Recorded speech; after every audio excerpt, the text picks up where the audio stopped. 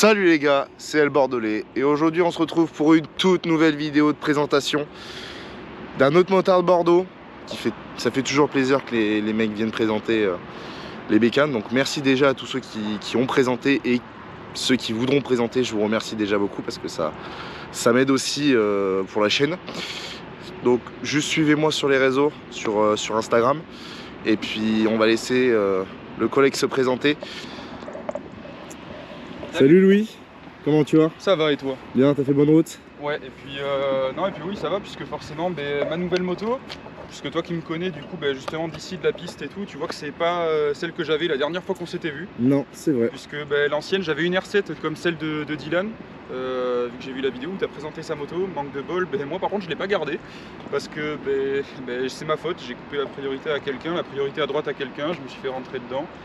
Et donc voilà, donc après ces 2 mois d'expertise, de paperasse et tout, j'ai pu ensuite voir ce que je pouvais prendre, et puis je me suis pris celle-là. Donc je suis là pour te la présenter du coup sur ta chaîne. Et puis voilà. Comme j'ai dit en intro, c'est-à-dire que merci beaucoup d'être venu me la présenter. Et comme j'ai dit, pour ceux qui présentent leur moto sur la chaîne, pour moi c'est un grand plaisir de vous avoir. Et c'est toujours un bon moment, de toute façon, de petites déconnes, de petits rigoles. Donc franchement pour moi c'est parfait. Et puis j'espère que pour toi ça va bien se passer. Oui, j'espère cette fois je fais gaffe maintenant. Parce que j'ai compris la leçon donc... De quoi, par rapport à la R7? Ouais, par rapport à mon accident, ouais, c'est vrai que ça calme quand même. J'avais jamais eu d'accident en moto. Et c'est vrai que ouais, c'est comme plein de choses, on croit que ça arrive qu'aux autres et en fait non. Ouais, jusqu'au moment où ça t'arrive. C'est toujours la phrase qu'on dit. En vrai c'est cliché, hein. Je suis personne pour faire la morale, je fais la morale à personne, mais c'est vrai que moi en tout cas c'est mon ressenti. Elle est belle en rouge comme ça. Écoute, elle est belle avec le carénage complet et tout ça. Donc avant même de parler de la bécane, parce que c'est le sujet principal de la vidéo, ma question c'est: est-ce que tu peux te présenter? Eh bien pas de problème, donc Louis, 21 ans, j'ai 4 ans de permis en comptant 1 an en 125, 2 ans de permis A2, et là j'ai 1 an de passerelle en fait, enfin 1 an après le A2 quoi. Ceux qui veulent me retrouver sur les réseaux, vous pouvez me retrouver sur Instagram du coup, Louis-Sportbike, puisque je commence maintenant, donc vous verrez les photos de moi avec mon ancienne moto, la R7, et maintenant ce sera des nouvelles vidéos avec celle-là du coup, enfin des nouvelles photos pardon. Et puis voilà quoi. Ok, déjà, donc je vous ai mis son Instagram dans la description et aussi à l'écran pour ceux qui veulent chercher en même temps que la vidéo. Donc tu as eu donc une 125 si c'est... Ouais, comme je t'ai dit tout à l'heure avant la vidéo, ouais, j'ai commencé par la 125 en fait à 16 ans. J'avais une 125 CBR, je suis pas pro Honda du tout, c'est juste que j'avais jamais eu de 50 et tout, et quand j'ai passé mon permis 125, j'ai cherché une moto, point barre en fait. Okay. Donc j'ai pris ce que j'ai trouvé avec les moyens que j'avais. Ensuite, pendant le A2 de base, je voulais une Ninja 650, mais trop cher, et donc quand j'ai vu ce qui restait, mon choix s'est porté sur la 500 CBR, pardon. Donc le bicylindre ouais, de la catégorie sportive chez Honda. Exactement, voilà, la sportive A2 de Honda en fait. Vu qu'il n'y a que celle-là au final chez Honda en A2, de sportive je veux dire. En full ouais, A2, il n'y a que celle-là. C'est ça, elle n'est pas bridable, donc, enfin, elle est à pile 47,5 en fait, donc tu ressens pas de bridage vu qu'il n'y en a pas, vu qu'elle est vendue comme ça à 47,5. Ensuite j'ai eu une CBR 650F après le A2. Je voulais pas forcément encore une CBR, c'est juste que c'est le pur hasard. De base, moi je voulais un truc pour les puristes, une vraie sportive en fait, donc style R6, ZX6R ou quoi. Mais l'assurance me sortait du 2500 € par an en fait. Donc, ouais, ça fait quoi? Ça fait plus de 250 € par mois? Je sais pas, parce que nous on paye enfin pas une fois à l'année, mais je crois qu'on paye en 2 fois en fait, le prix complet à l'année. Ouais, ça fait quand même beaucoup d'un coup quoi. Et encore, dis-toi, la moitié des assurances en fait ne me l'acceptaient pas du tout en fait. Genre ces motos là ils me disaient moins de 25 ans c'est niet. Voilà, genre hyper sport niet. Et donc après je voulais une vraie sportive en fait, avec un vrai guidon bracelet et tout, une vraie position sportive. Ouais. Mais vu qu'avec l'assurance ça marchait pas, mon choix s'est porté sur la Yamaha R7. Alors pour certains c'est toujours pas une vraie sportive parce qu'il n'y a pas le moteur forcément, mais on a quand même une vraie position machin. Mais bon j'en étais content de cette moto, mais je l'ai cassée, donc il a fallu partir sur autre chose. Et j'ai testé celle-là et c'est vrai que ça m'a rappelé des souvenirs du 4 cylindres avec la 650F, vu que c'était un 4 cylindres. Et c'est vrai que ouais, genre j'ai dit je la prends, même si c'est pas la vraie position d'une sportive et tout, j'ai dit ça me va. Et puis me voilà avec celle-là du coup. T'en es heureux déjà?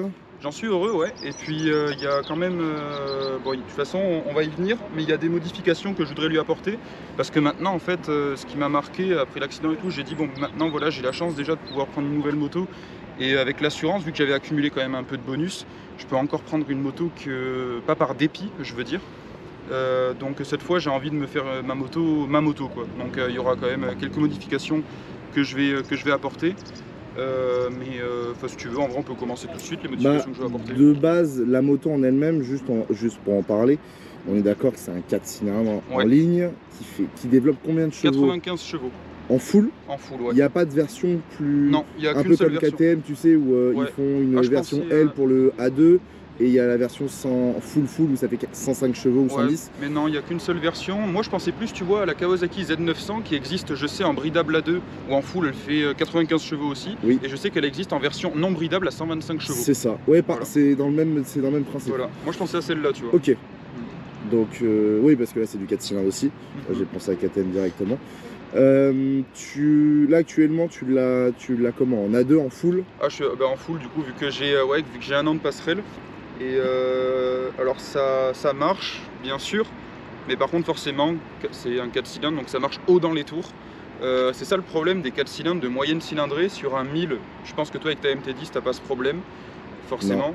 Mais c'est sûr que sur un 600 ou un 650, faut tirer un peu dedans pour sentir que, en vrai en dessous de 6000 tours, genre t'as pas grand chose d'intéressant. C'est ce qui m'a changé comparé à la R7 qui est là, c'était un gros bicylindre, du coup c'était le moteur de la MT qui forcément était très coupleux, mais forcément ça marchait bas dans les tours. Là c'est un peu plus pousse au crime, parce que pour avoir des sensations, il faut aller loin dans les tours. Okay. Mais bon, après ça c'est propre à chacun de se raisonner, chacun fait comme il veut. Enfin. Et t'as pris celle, de base t'avais pris celle-là parce que les assurances ne pouvaient pas te permettre de prendre d'autres motos, si je comprends bien. C'est ce que tu m'as dit, c'est ce que tu viens de dire juste avant. De toute façon, j'aurais préféré une CBR 600 RR, comme en plus il y a la nouvelle qui arrive l'année prochaine. Oui, ils l'ont présenté en plus à l'ECMA 2023, qui est assez jolie. Ils ont repris même le pot à l'arrière, sous la selle, qui est toujours magnifique pour ça. C'est joli, c'est pas l'idéal par contre, parce que pour les connaisseurs, c'est un truc qui est un peu style vintage en fait, c'est un truc qui vient du début des années 2000, où on cherchait plus l'aérodynamisme, mais c'est pas l'idéal non plus, le pot sous la selle, pour ceux qui connaissent un peu, parce que ça rajoute du poids en haut de la moto, et sur une moto on préfère quand même avoir le centre de gravité en bas, mais je reconnais que c'est très joli, moi aussi j'aime beaucoup. Ça fait un joli petit cul clairement, ça, concrètement, donc... mais t'aurais voulu prendre l'ancienne version de... Ouais, soit ça, ou en vrai ça a jamais changé. Je sais que cette moto j'en suis content, mais c'est toujours pas ma moto de rêve. Alors après je suis patient parce que j'ai 21 ans, mais c'est toujours le problème, c'est l'assurance. C'est toujours l'assurance. Le souci en fait. Surtout que c'était déjà non avant, c'était pas vraiment non, mais il fallait l'assumer, les 2500 € par an, et là forcément avec un petit malus suite à mon accident, c'est non quoi. Oui. Même si je m'en sors pas mal, on va y venir après. Ouais, on en viendra après pour la consommation et pour tout ce qui est, pour avoir les informations pour ceux qui se posent la question. Combien ça coûte de rouler avec cette moto? C'est ça, au total, même si... Même si ça, il y a Instagram où les gens pourront te poser les questions. Ouais. Ah, y a pas de souci. Donc là, actuellement, tu l'as complètement... Là, tu l'as acheté, donc, pour faire simple, tu l'as acheté neuve ou d'occasion? Alors, je l'ai acheté neuve chez Honda New Bike à Mérignac, pour ceux qui connaissent, pour ceux qui sont de la région. Et en fait, je l'ai eu à un bon prix parce que j'ai fait exactement la même chose que j'avais fait pour la R7 en fait. La R7 et celle-là, ce sont deux motos que j'ai achetées d'essai. En fait c'est des motos d'essai, c'est-à-dire que techniquement elle n'est pas réellement neuve, c'est des motos neuves qu'ils ont mis en essai, et si ça peut intéresser certaines personnes, c'est ce que m'avaient dit en tout cas les vendeurs chez Yamaha, et puis chez Honda ils me l'ont confirmé, en concession en fait toutes les motos neuves qui sont mises en essai, ils sont obligés de faire moins 10% en fait. Donc je l'ai eu à 8007 au lieu de 9000, plus de 9500, un truc comme ça je crois. Il y a déjà une belle réduction déjà pour ça. Mais si je me trompe pas, c'est parce que c'est une moto qui a déjà été utilisée par plusieurs personnes.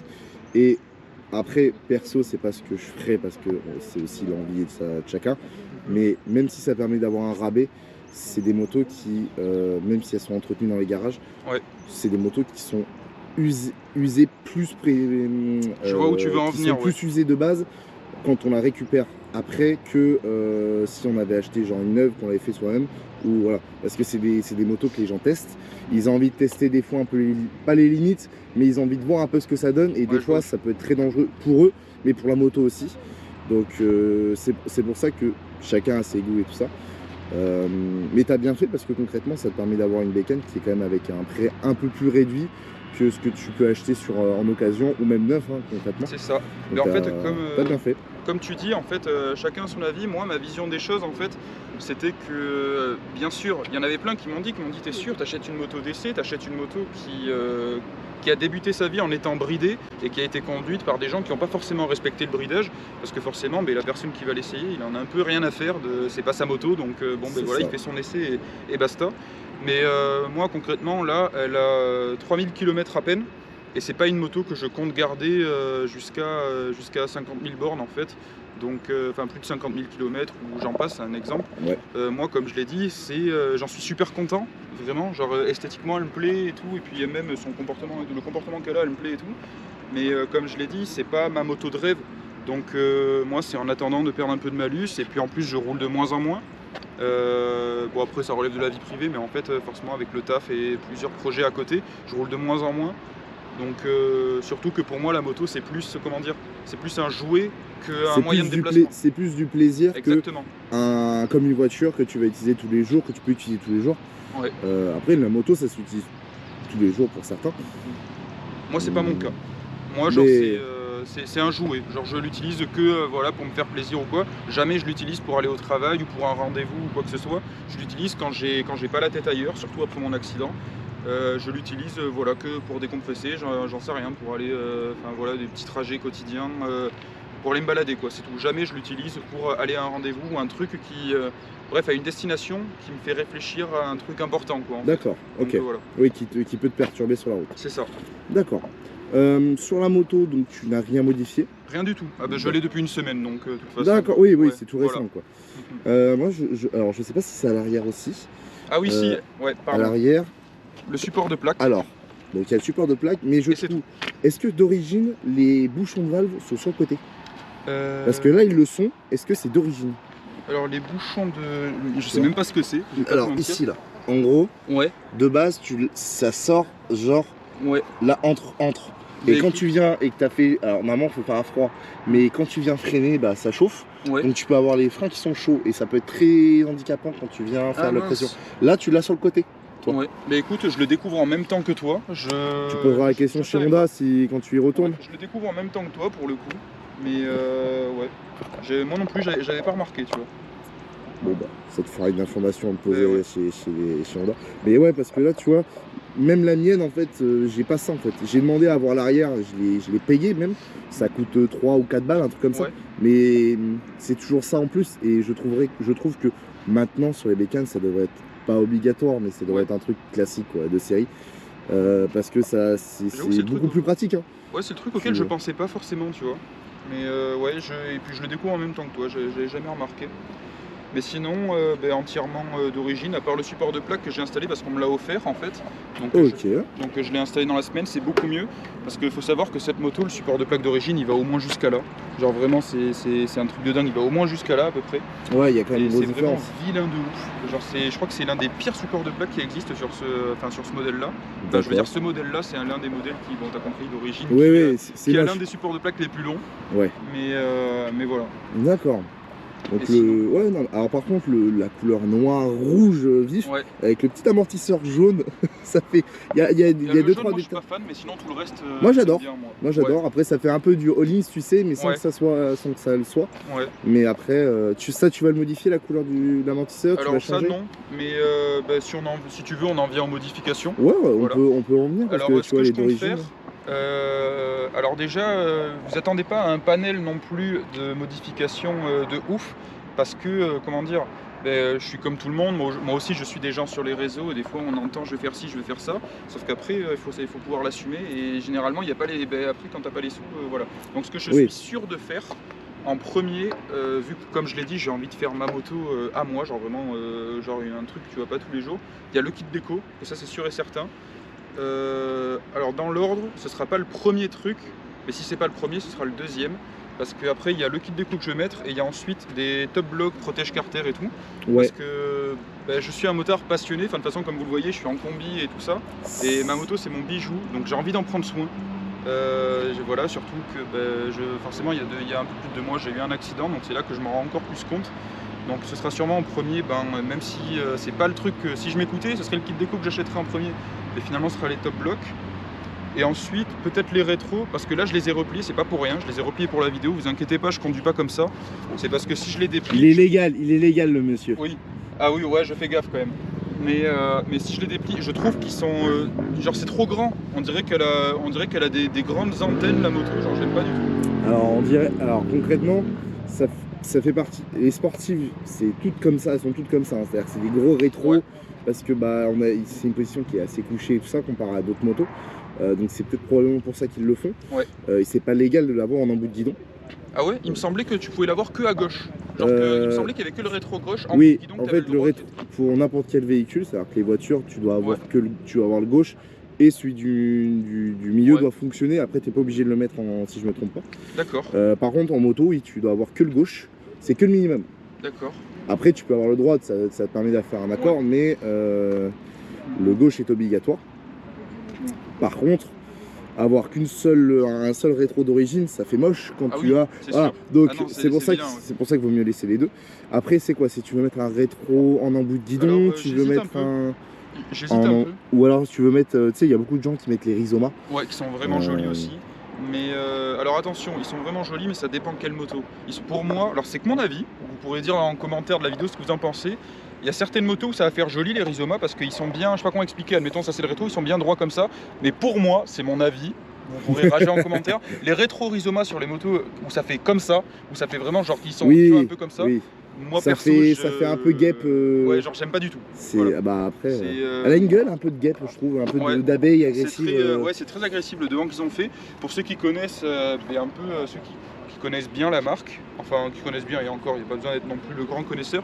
C'est un avant qui est inspiré de pour moi la plus belle 1000 CBR, c'est-à-dire les modèles de 2007 en fait. La CBR Fireblade qui a commencé de 2017 jusqu'à 2020 il me semble, un truc comme ça, qui pour moi est la plus belle. Et en fait cet avant il est inspiré de cette moto là. D'accord. En fait. Voilà. Ouais, ils ont essayé de refaire une petite 1000 au niveau de la tête, comme un peu avec le R1 et le R6 de chez Yamaha. Ils ont essayé de faire ça. Ou même les R7 qui sont vraiment inspirés des plus grandes motos. Ouais, mais là t'as pas le même optique. Tu vois, quand tu regardes une R6 avec le même avant qu'une R1, tu te dis ça peut être la même. Non, c'est sûr. Il y a juste l'écran qui change surtout et puis après le moteur et la puissance.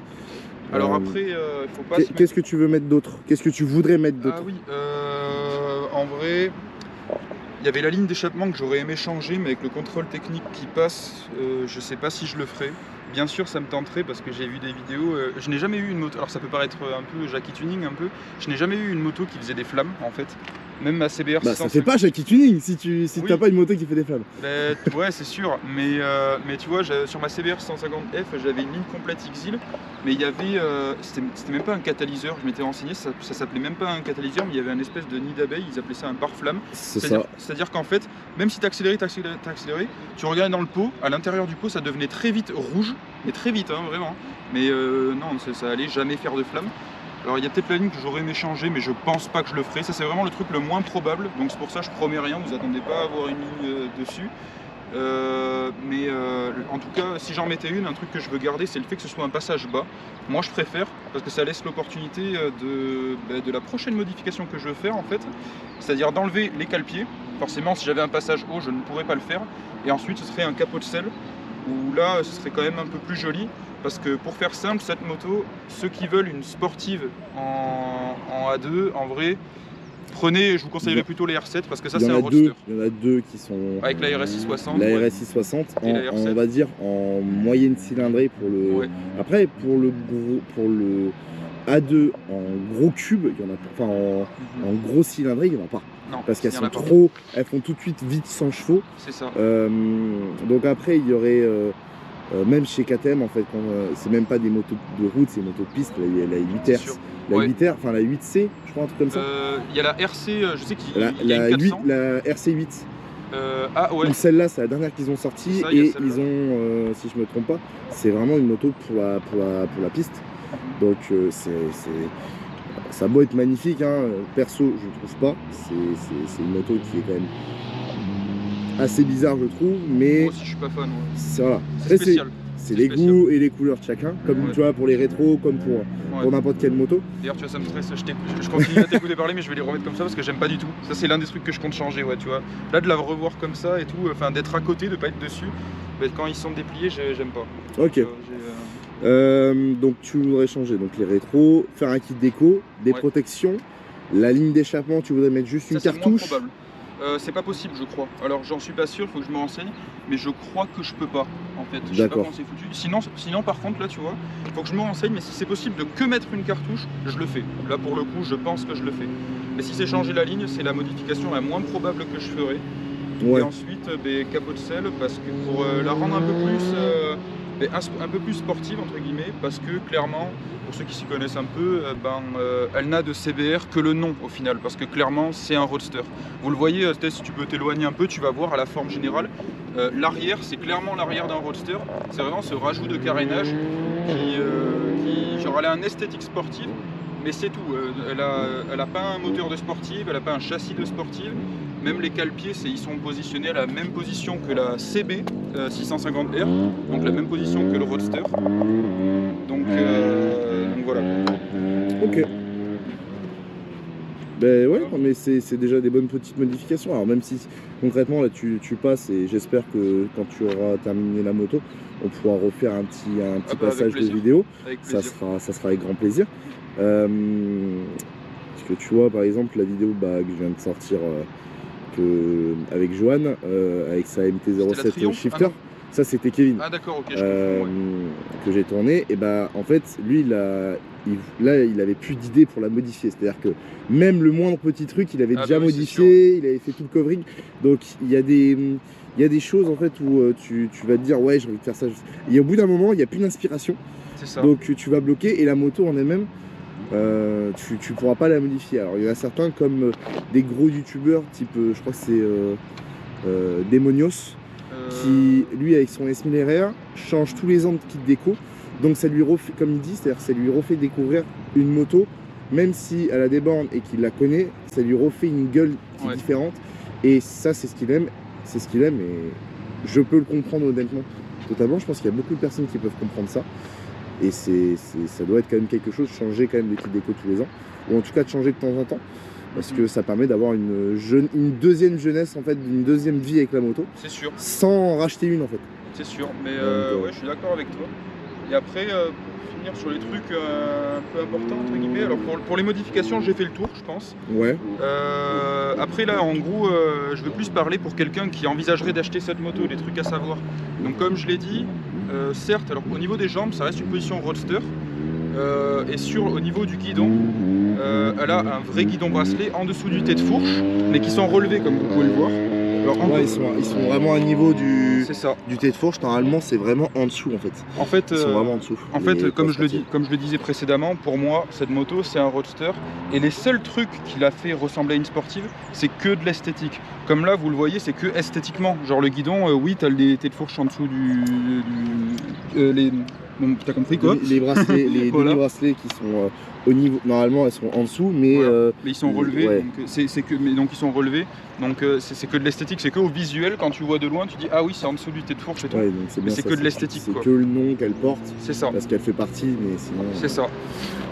Donc t'as quoi? Parce que concrètement sur le. Il y a quoi? Il y a le démarreur qui est ici. Ouais, donc en vrai il n'y a pas de temps de trucs ouf. Alors démarreur, coupe-circuit. Ouais. Ensuite warning, klaxon, clignot. Tac, si je démarre, tu peux voir le compteur. Tac. Donc on a vitesse, l'heure qui est ici, je vais essayer de... Ouais, contour. On a la vitesse engagée, les contours, ça fait jusqu'à 14 000, c'est ça? C'est ça, ouais. Ok, on a le litre par 100 km, en gros le... C'est ça. Donc ça, on a les kilomètres, donc 3040. Voilà. C'est déjà pas mal, on a toutes les indications. C'est minimum. Tu peux changer les... alors c'est les boutons ici, je l'ai jamais fait, je sais pas ce que ça va afficher ou quoi. Là tu vois ça change là, trip A, machin, tout ça. Trip A. Ouais, après il y a ça. Ça je sais pas ce que c'est en vrai. Attends. Donc là tu es en... C'est des tours par minute. rotation par minute, en Ouais. gros. Je suis pas sûr. Attends. Donc là en fait on vient de changer, t'as 56 km/h de moyenne pour ce truc là. Ça fait 1 heure, t'as roulé 1h19 pour la dernière. Ah, ça fait, t'as litre. L'autre t'as quoi? T'as le trip A, le trip B. En gros ils l'ont jamais. T'as jamais fait le trip B? Non mais tout ça je te laisse commenter, je sais pas ce que c'est. En gros c'est juste. Alors perso je le fais pour les. Comment ça s'appelle? Désolé les gars, je cherche mes mots. Pour en fait la partie essence, je fais trip A. Pour la partie kitchen, je la fais pour la partie B. Parce que ça te permet d'avoir un visuel sur ce que tu as. Donc c'est ça aussi qui. Après moi je le fais comme ça parce que c'est un peu plus simple au niveau de l'affichage de la LT. Mais après ouais, par contre tu vois, après c'est une 600, c'est une 650. Ouais. Mais je trouve qu'ils auraient dû faire peut-être. Là l'écran je trouve pu faire mieux. Et surtout un peu plus. Mais Non du tout. Du tout. Sacoche, c'est à Inès. Ah c'est à Inès, ok. Donc, et ensuite, du coup, pour cette partie-là, vous avez appel de phare, pardon. Là, tu peux voir le devant comment ça fait. Donc là, vu qu'il y a les feux allumés, et là, si tu fais appel de phare, en gros, ça fait ça. Ouais, c'est la petite partie. Ouais, là, je suis dans le truc, c'est bien éclairé. Ouais. Alors après, par contre, en vrai, de nuit, je trouve, moi, j'en suis pas hyper content, mais bon, ça, c'est toutes les motos que j'ai eues quasiment, en vrai. Je trouve que la R7 éclairait mieux. Mais ça passe, c'est pas catastrophique. Et ensuite, il y a un autre truc que je vais vous montrer. Donc elle a le traction control, c'est la première moto que j'ai avec le traction control, et pour le désactiver c'est pas compliqué, vous voyez il y a cette gâchette ici. On peut croire que c'est l'appel de phare, en fait non pas du tout, si je reste appuyé, tac, désactivé. Donc là en gros de base t'as pas ce petit voyant et là voilà, tu l'as. peut-être si je l'enlève, tac voilà, Okay. là il est activé. Et donc c'est en appuyant sur cette Voilà, partie. c'est ça. Tu restes appuyé, il se désactive, et après tu réappuies une seule fois, juste il se réactive. Pardon. Ben, très bien. Est-ce que ça te dit de faire écouter un peu le bruit? Mais pas de problème. Donc voilà, alors hop, c'est parti. Ma R7 était d'origine, pour ceux qui savent, qui me connaissent, elle avait un bruit pas ouf d'origine, mais là ça passe. Alors en vidéo, je sais pas si ça va être pareil. En plus, on a quelqu'un qui fait du bruit avec la sienne. Vas-y, on...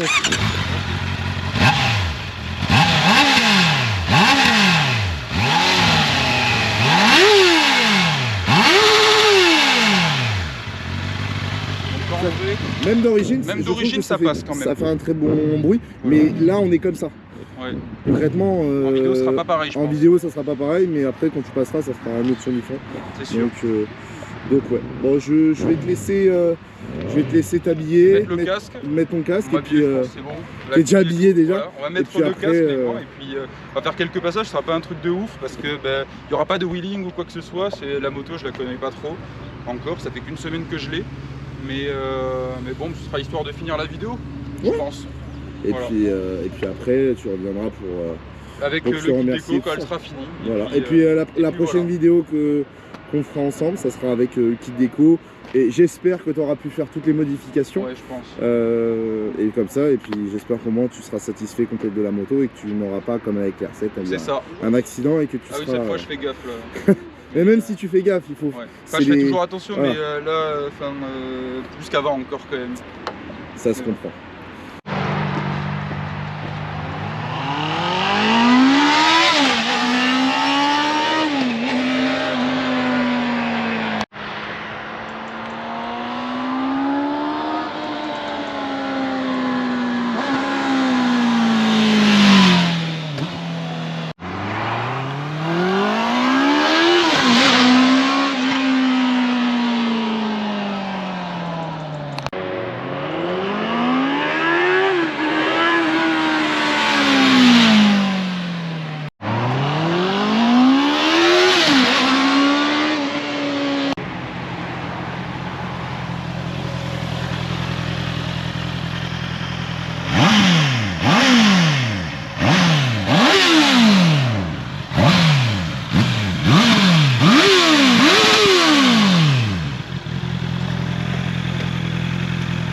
Bon bah après ces quelques petits passages, j'espère qu'au moins ça vous a fait plaisir et puis merci à Louis d'être passé. Moi en tout cas ça m'a fait plaisir forcément de vous présenter ma nouvelle moto et tout et puis voilà, après ceux qui veulent me retrouver, vous avez mes réseaux, enfin mon Insta en description et puis voilà quoi. Bah, je te remercie. Et puis je te dis à la prochaine de toute façon. Eh ben, Et puis à la prochaine alors. juste prends soin de toi. Oui, cette fois, oui, cette fois, je vais prendre Donc, soin de voilà. moi, plus qu'avant encore. Bon, les gars, moi je vais vous souhaiter une bonne journée pour ceux qui, je sais pas à quel moment vous regardez la vidéo. Mettez-moi en commentaire le type de vidéo si ça vous convient toujours ou est-ce qu'il faudrait que je modifie quelques petits trucs. Et puis je vous dis juste à la prochaine, profitez bien. Prenez soin de vous, ciao.